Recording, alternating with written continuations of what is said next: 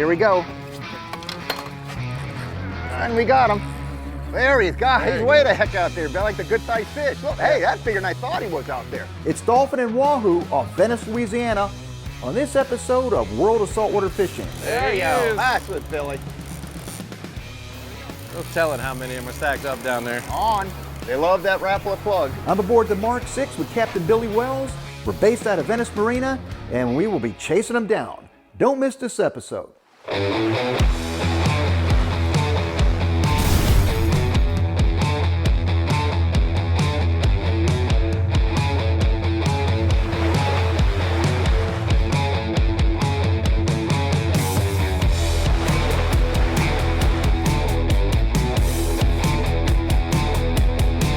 George Poveromo'S World of Saltwater Fishing, where big fish don't stand a chance.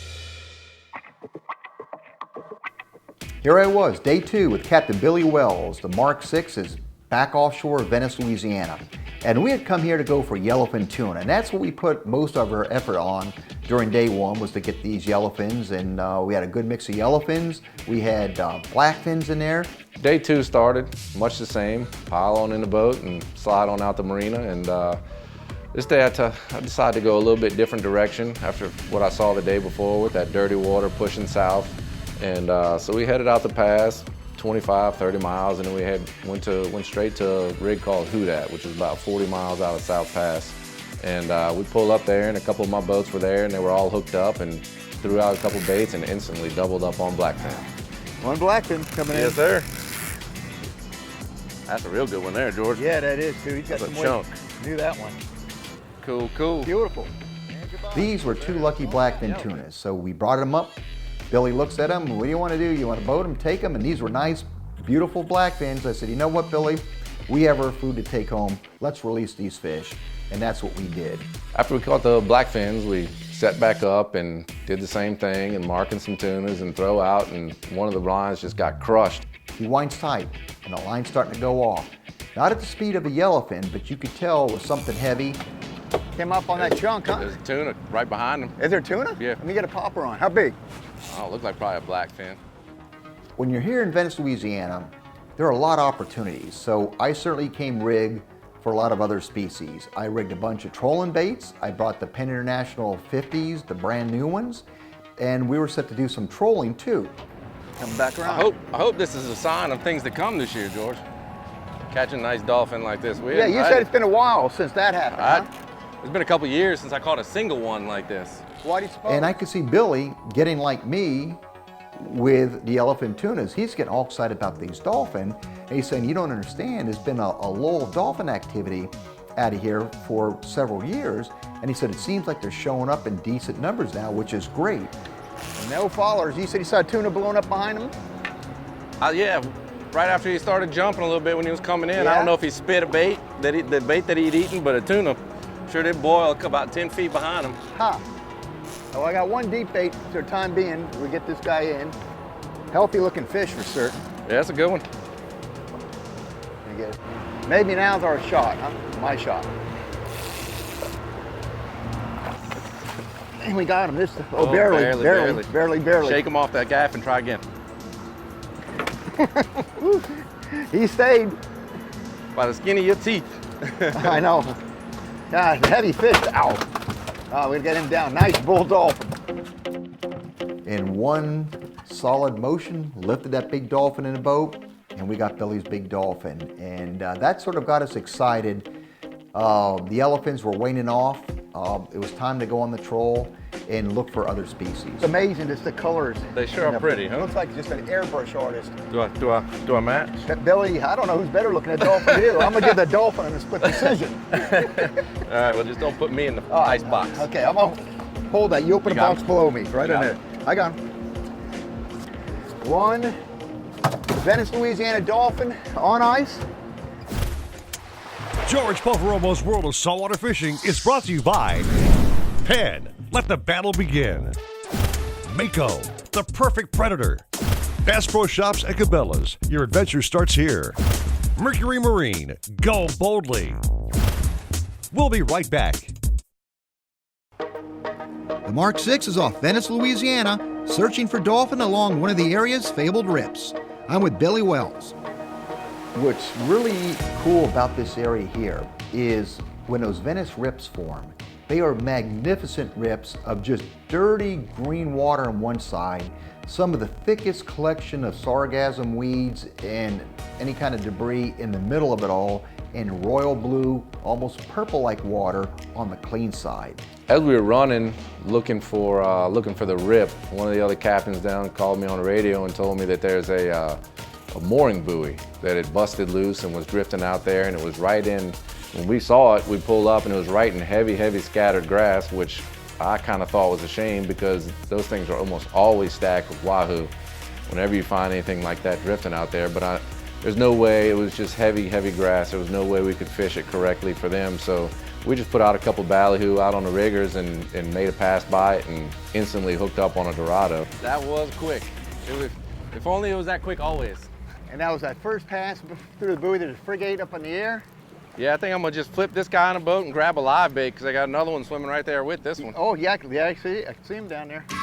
That first pass by that buoy, we doubled up on Dorado and we catch them. And I got some dolphin tags. You want to tag and release these things? The Dolphin Research Program is a tagging organization that was originally started by Don Hammond, and it's been going on now for a lot of years. The information obtained through the Dolphin Fish Research Program, it tells scientists and anglers alike a lot about the migratory patterns of the dolphin. It tells about the growth rate, the populations in general. All this is solid information that it can help us prevent large-scale commercial overfishing of dolphin, as well as help sports anglers learn more about them and where to go to catch numbers of them and even larger fish. It's a little, look at that little bull. Yeah, a little bull. All right, let me get him in. I'm gonna measure him up real quick. Give me a hand here. George has a scientist that he tags Dorado for, so I figured it'd be a good thing, maybe do something good for science and learn something about the species. So sure enough, we put a tag in it, got a length measurement on it, and let it go for the next day. The tag bull dolphin, going back in, there's the tag. All right, 29 inches fork, he's out of here. Okay, do you have one, Billy? He's not. Oh, he's going home with us, what you're saying. All right, get back to that buoy. Let's just go back to that buoy with the last couple baits we got Let's do it. instead of wasting these ballyhoo on. I agree. I'm gonna toss one in there, see what we can do. We get back around the buoy, the fish, and they sort of disappeared a little bit. I remember taking that Williamson Popper Pro 130, the chugger. Here you go. I'm gonna show you how good this dolphin caller is. Dolphin in the vicinity, they're gonna eat this. And when you see dolphin in the area and they sort of disappear a little bit, you throw that chugger and you work it. Something about that audible sound of that going through the water pulls dolphin in like a magnet. And this time it was no exception. Oh, here, try and eat it, try and eat it. Is this little guy coming in? Yeah. We look behind the boat and there's two really nice dolphins swimming across the back of the boat. And so now we're in pure hustle mode trying to get a hook in one of those, and George grabbed a rig ballyhoo he had and clipped it on and threw it out there, and sure enough, he sucked it right down. Here we go. And we got him. Oh, I know we're gonna go right through a whole bunch of salad right here. This stage, I got the braid. What's wrong with seaweed or braid? There he is. God, he's way the heck out there, Bill. I got 27.5 pounds of seaweed here. It's a good sized fish. Well, hey, that's bigger than I thought he was out there. He went from behind the boat to the front of the boat, swam through the grass, so we were fighting grass as much as we were fighting the fish, and that just shows you the benefit of braid, the fact that it could cut through all that grass and not break. If it wasn't but 10-pound braid, 10-pound monofilament would not have it wouldn't stand a chance getting pulled through there like that. I got on that new Live Liner 4500 pen. I got 27 pounds of weeds. I got to get off this thing here. He's all the way to my, might need some help here, Billy. George POVEROMO'S World of Saltwater Fishing is brought to you by Simrad and the new NSS Evo 3 display. Go with Simrad and go with confidence. Rapala Coastal, another great day. Suffix, always use the best line. ACR, the leader in marine safety electronics. We'll be right back. I'm in the midst of playing out a dolphin on 10-pound spin tackle and pretty much in the thick of a solid weed line. I'm off Venice, Louisiana with Billy Wells. I'm stuck now with I don't know how many pounds of weeds all clumped around this 10-pound test braid. The only good thing is there's so much pressure with those weeds keeping tension in the dolphin. I don't think he's gonna throw the hook. Billy said, I'll help you. He's getting a gaff and he's trying to gaff at. I'm getting nervous. I'm trying to tell him, Billy, it's 10-pound test. Please don't hit my line with your gaff. Never a dull moment. And we stayed at it for I don't know how long until we finally got most of that off the line to where I had a straight pull on that dolphin. Them tuna's going home with you, George. That dolphin's going home with me. That's a fair deal. Dolphin for tuna. You know, it's like, that's funny. You said that you cherish dolphin out here and tuna's common. Yellowfin's not that common where we're at. You always want what you don't got. I think so. Got to be getting somewhat closer, huh? And then the dolphin, as big bull dolphin do, I get it up a little bit and it'll start running back down. Got to stay with it. It'll sound, try to bring it back up again, and this is how it goes with light tackle. That looked pretty stout when it was jumping. That he did. Starting to come up to the top. Think the end stages are here. Smart fish. He's eyeing his boat, figure out what's his next move going to be. So naturally, I had to grab the lightest spinner on the Mark 6 and pitch it out to a dolphin, but hey, that's what it's all about, to get a decent sized dolphin on light gear. It was fantastic. Now it was up to Billy to gaff the dolphin so we could take it back. That's why I leave that 10-pound stuff at the docks when I go offshore. And once you know it, if all the tackle on here, it's the lightest one in the boat. That's good for trout fishing.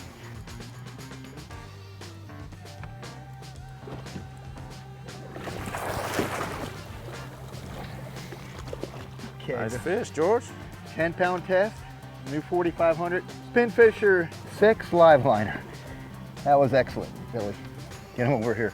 We're too hard for him to go off the gaff right now. Beautiful bull dolphin caught off of Venice, Louisiana on 10-pound test braid and one of the brand new Penn spinners. There it is, Billy. Yep, that was a nice fish, George. Billy was excited just to be seeing the quality of dolphin that was showing off on the past few days out here. Put that dolphin in the boat, and then we decided, let's go back and get on the troll and see what else we get on that line. And by this point, the grass line had pushed south of it a little bit, so the water was nice and clean. There was no grass around it. If you can find any kind of thing busted loose like that, especially if it's got something rope hanging deep or something where the bait's up on it, I knew we were fixing to get us some wahoos. You gotta love that first run, huh? So we pull up and put a little diving bait on there. I think it was a little Rapala 40, X40, and man, those wahoo were hungry. They were chewing. When you get lucky and find something floating like that, I don't know, those wahoo just really love it, especially if there's something like that with the cable hanging down on it. Yep. It can really stack them up. You usually get about 3, 4, 5 passes maybe. Yeah. And then they wise up to you.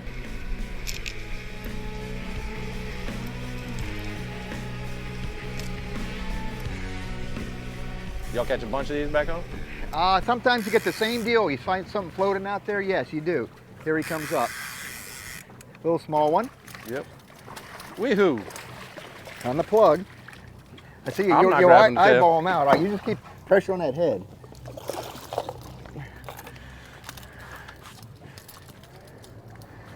Now you get the part of getting them on hook.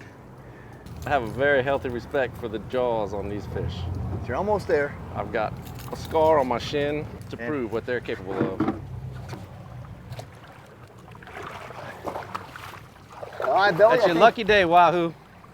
You're up next. Not too many of them ever get a second chance like that.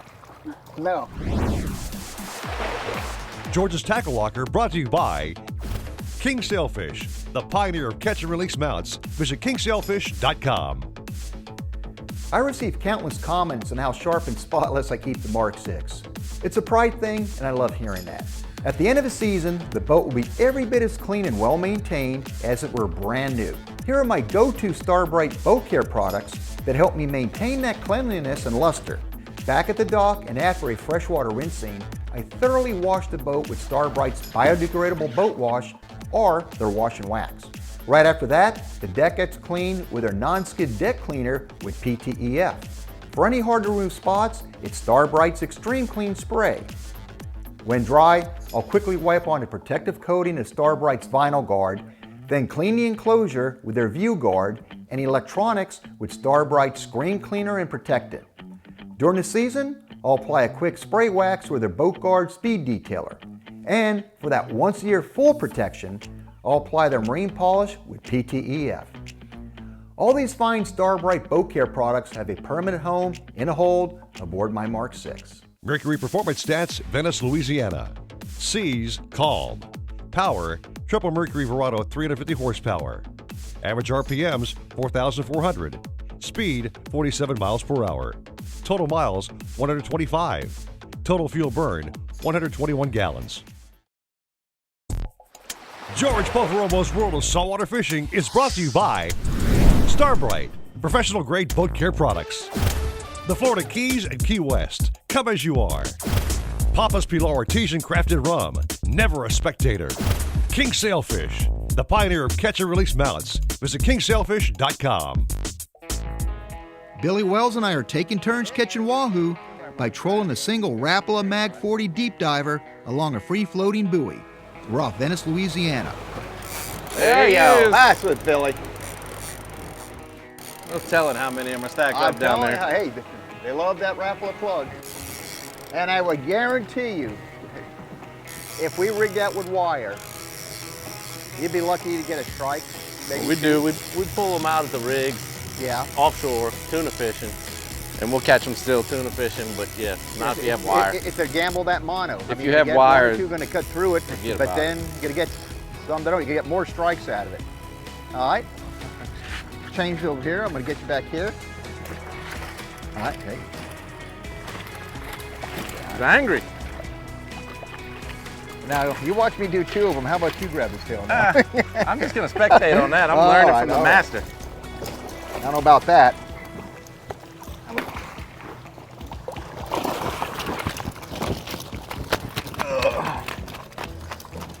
You can let go of the line. I'll hold it. I I'll got hold it. it with the rod. All right.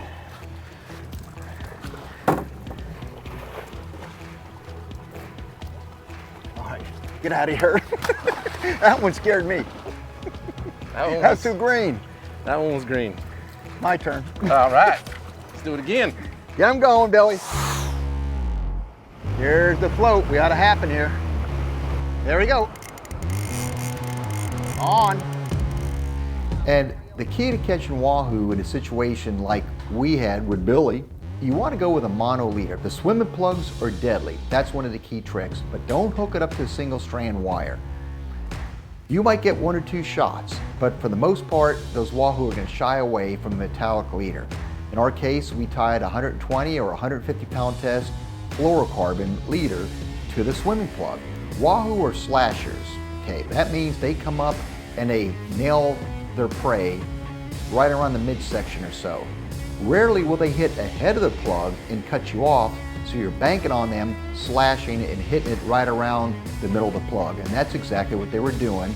And by going with a 120 or 150 pound test monofilament leader, you get the strikes over wire. That's pretty silly, George. That is silly. You want to grab his tail? You're the tail grabber. Okay, he's green. Actually, That he's could- blue that and could be- gray, but I'll grab his tail. Here. Billy saying we need to go, we need to race back to that fuel dock. So we left the wahoo chewing, racked the outfits, got on those throttles, and we made relatively short work of that long run back to Venice Marina to get us back in time to ice the boat and to also top it off. So the day's over and we come sliding back into the marina and pull up to old Venice Marina to get some fuel and ice. And Venice Marina is a historic place. This place has been around here for a long, long time. There's been a lot of great fish caught out of here. The service here is totally outstanding. You pull right up to this fuel dock and you have 2 or 3 people, staff people, coming out to you. One's handing you the pump for the fuel. The other one's asking you, do you need any ice? If you don't want to sit there and clean your fish, if you're short-handed and you just want to wash your boat or something, they have people to clean the fish for you. They have accommodations, angler, what we call fish camp style settings, you know, air conditioned. They have a stove, you want to do some of your own cooking. Throw all the fish into the buggy and head on over to the fish cleaning table and get everything cleaned up. But I had a great opportunity to sit there with Billy and reminisce about some of our days fishing at the fish cleaning table, and that's where you catch up on a lot of good tales. Knowing that later on that night we were going to have the marina cook up some of that fresh fish, and Venice Marina, they always do a good job on that. So as we put the Mark VI on the trailer at a Venice Marina, it's a place that I've been here several times before, and it's a place that I'll make sure that I'll be back here in the future. Having the opportunity to fish with Billy Wells, just a great guy. He runs a tight ship when it comes to his captains that run with him. They work hard to put you on fish, and that's the reputation here. If you're not catching fish, you're not catching quality fish, you're not going to eat because you're not going to have any charters. And Billy is probably the top-notch offshore operation here. And again, just seeing yet another opportunity, the type of fishing that Venice, Louisiana has to offer. Not that I need to see how good the fishing is, because I already know it's sensational here.